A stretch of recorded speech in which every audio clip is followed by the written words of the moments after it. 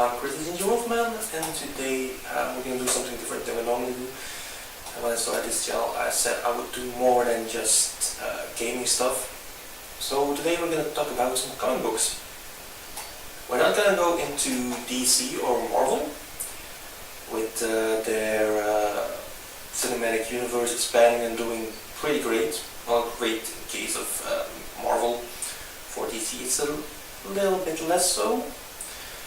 But I wanted to talk to you about some other comic books that are much easier to get into actually, because when you now start with a Marvel or DC book, you get all the backstories behind it and there's just no way to catch up anymore. Even with the constant rebirths and revamps and new ages that are going on. So here are some comic books that I enjoyed myself and that are actually pretty low-key still, but are easy to get into. First up, we have Irredeemable. Now, Irredeemable is basically the story about the Plutonian who went bad. You can basically see the Plutonian as a Superman-like creature. He's most powerful around. He has made a lot of enemies. A nice rogues gallery, who you will see in this book as well. And it's about him losing control, him feeling responsible, and he's not able to carry the burden of it all anymore. It's a pretty good read. There are currently 37 issues, and the series stopped after 37. So if you want to get into it, it's not that long of a series. It's definitely worth to read. Created by Mark Waid and published by Boom Comics. So definitely worth it if you enjoyed Injustice or something like that. Second one, Uber. Now, by the name itself, you're gonna guess it has something to do with Germany, and it does. It's a story about World War II. And it kind of has an edge to it. It definitely goes into the moral ambiguity in the war. But it's also kind of about superheroes. So this basically says like, Germany is genetically engineering superheroes and they're going to use them as fighters on the battlefield. The Allies are trying to catch up. It's pretty bloody and pretty gory, to be honest. But if you're into that, definitely worth a read.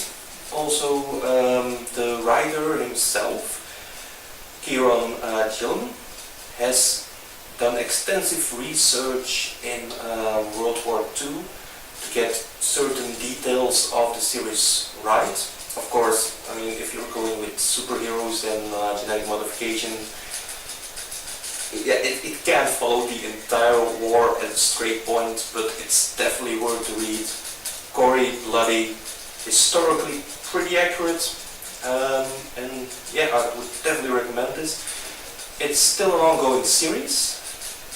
They said they would go up to like 60 numbers, and there currently are about 30, 37, 38, something like that. That's my second suggestion. That's the third one, a series that has been over for quite a while now. Hack and Slash. This is a typical horror story. And it tells. I mean, you can definitely spot it. There's a lot of blood going on, there's a lot of gore. Also certain B-film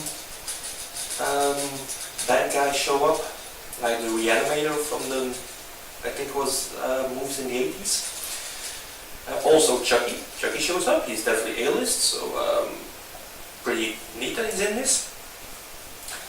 They come out in omnibuses as well as HE hardcovers and trade backs. It follows a story about Cassie Heck and Vlad. Vlad is basically a kind of giant, but he has bird deficiencies. Read it, definitely. do.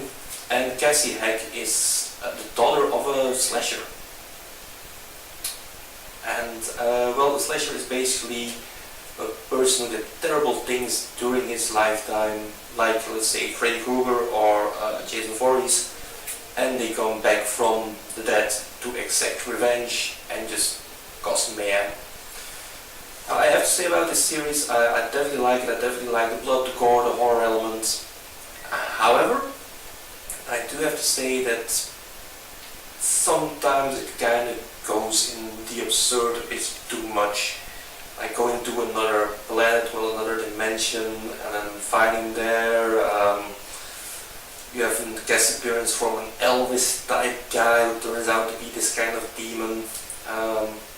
So it's surreal at some points, but still it definitely does not take any attention away from the incredible artwork, the horror, the gore.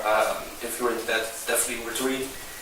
Hack and Slash, published by Image Comics, a bit of a larger publisher, sure, but not very well known, this book. And that's about it.